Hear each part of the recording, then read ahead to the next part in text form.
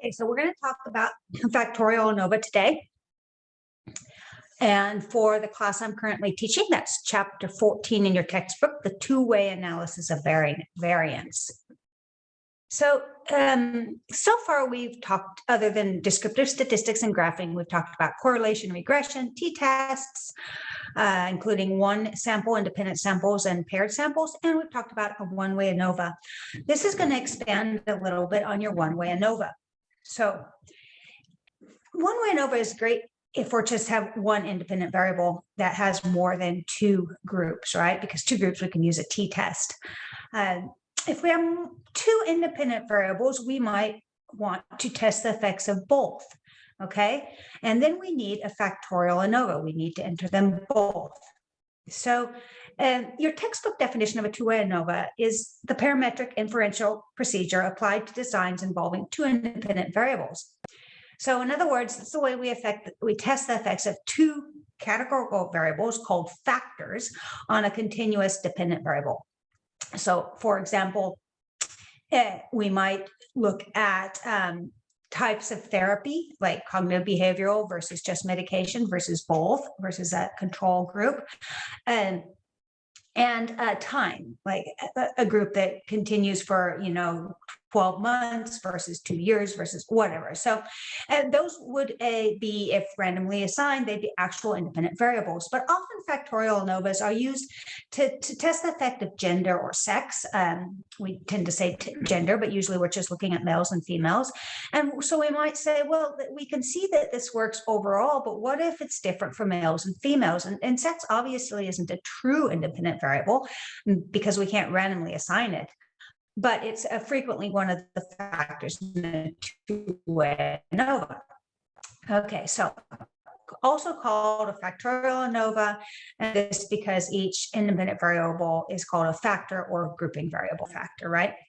So what the factorial ANOVA allows us to do is to test the effect of each factor controlling for the other, and the main effects of each one, that's what each separate one is called, and the interaction of the two factors, if any. So what's all that? Right. The main effect is just the differences in scores on the dependent variable attributable to a single factor. Okay, so for example, if we have two factors, A and B, which is what we're going to look at now, and we could have two main effects: how much A affects the dependent variable and how much B does. Okay, and then the next thing we're really interested in is the interaction. And that is the differences in scores on the dependent variable attributable to the combination of the influences of two or more factors. So an interaction happens when the effects of one factor depend on the level of the other factor.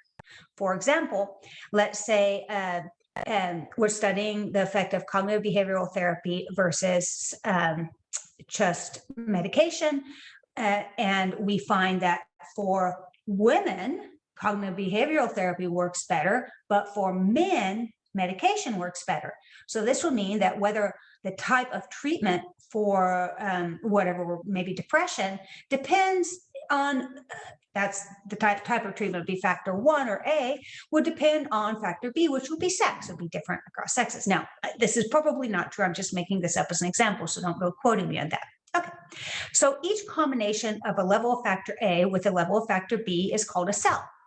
So in my current example, cognitive behavioral therapy for men is one cell, cognitive behavioral therapy for women is another cell. Medication for men is a third cell, medication for women is the fourth cell, if we just had those groups. So there's different types of factorial ANOVA. The first is the two-way between subjects. So both factors are independent samples, different people in both ones. Okay, so we talked previously about writing about the effects of writing about an object versus a person on social cognition, right? So, and that would be one factor, and the other could be sex, male versus female. Next is a two-way within subjects ANOVA. So both factors involve related samples. So repeated measures such as pre-test, post-test design, which are the same person, and emotional content of responses to different prompts. Same person writes about an object and a person, factor 2. So both are paired or related samples. You can also have a two-way mixed design where one factor it has independent samples and the other factor using related samples. Repeated measures such as pre-test, post-test with groups of different people. So different people write about an object or a person, right?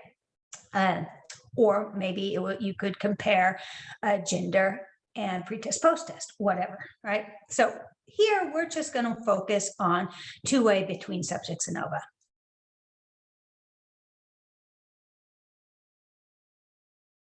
Okay. Just to refresh, a factor is known as independent variable, grouping variable. One factor designs, that's what we saw in the previous last week, compares means across two or more groups. Okay, bulimia treatment example, control group versus cognitive behavioral therapy versus psychodynamic therapy. Groups are called levels of the factor. So the levels here are control, cognitive behavioral therapy, and psychodynamic, right? Two-factor designs, that's what we're looking at this week, compares means across groups defined by two factors, okay? So here we have the example. One factor design would just look at cognitive control, cognitive behavioral, and psychodynamic, which is two-factor would be short-term, long-term, and then the other three. So we're just adding a second factor. So this is factor A, and this is factor B, for example.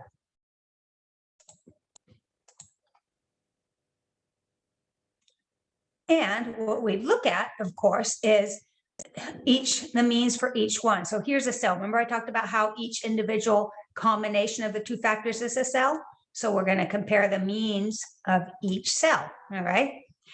We can see on the one hand, this is like each cell, but we can also look at main effects. So the main effects of factor B, we just compare mean for short term versus mean for long term.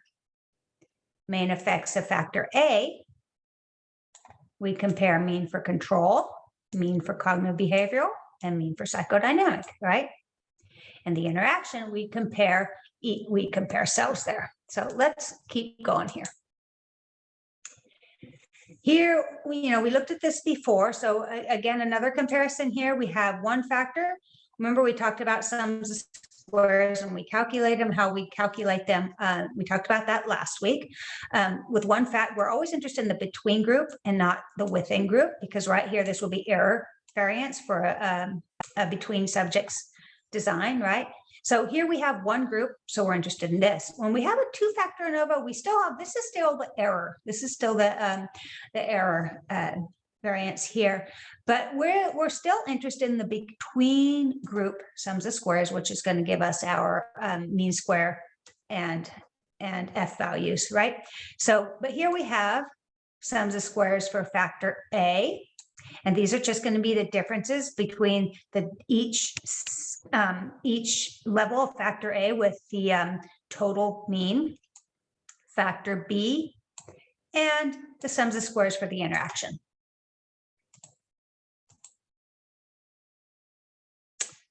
Here's a summary table of it. This one actually is from your textbook, and I liked it, so I kept it. This is the same, the within. This is going to be our error here. We have our degrees of freedom, and we're going to look at how you calculate them in a minute, okay? And as we did before, you could calculate the mean square for each, right? And then our F, and F works the same as in our one-way ANOVA, that's going to be our test statistic. Now, I'm not going to ask you to calculate these by hand or to refer to an F table, but it's good to know how it works. At this point in your careers, you just need to understand. Okay, so, and again, you don't need to calculate, there's an error already, F's for this course, but you do need to know how to calculate degrees of freedom. This is part of reporting, and it will help you understand. So the degrees of freedom for factor A is just the number of groups, okay, the number of levels for factor A minus 1. So if we have 3 levels, control, cognitive behavioral, and psychodynamic, that would be 3 minus 1 equals 2 in that example, right? Factor B, it's the same thing, number of levels. So in our example, we had group short and long term. So we'd have 2 minus 1 equals 1. Okay, so just number of groups minus 1. Okay, so for the interaction, it's just degrees of freedom A times B, literally degrees of freedom A times degrees of freedom B, because this is going to be the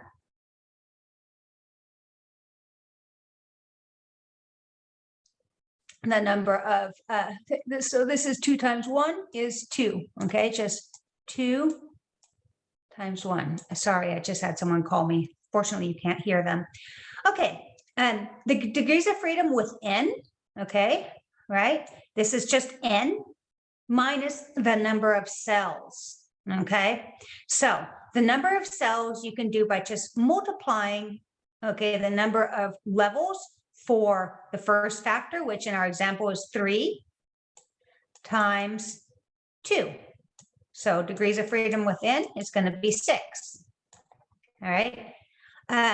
Well, not 6. It's going to be n minus 6. Sorry about that. So we don't have an n here, but that's what it would be. Degrees of freedom total is just n minus 1, which it frequently is. So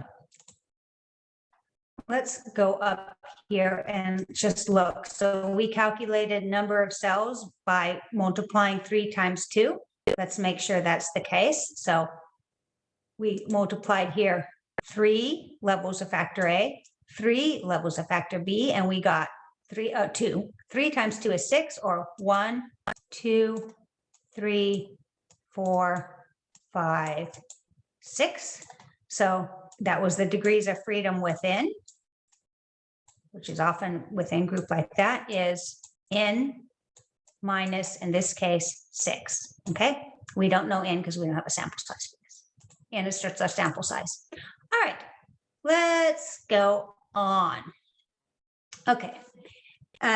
Actually, I'm going to pause this recording and then I'll continue in a minute so it doesn't make a gigantic. Actually, I'm going to stop recording and I'll continue it for a second one so we don't have a long one.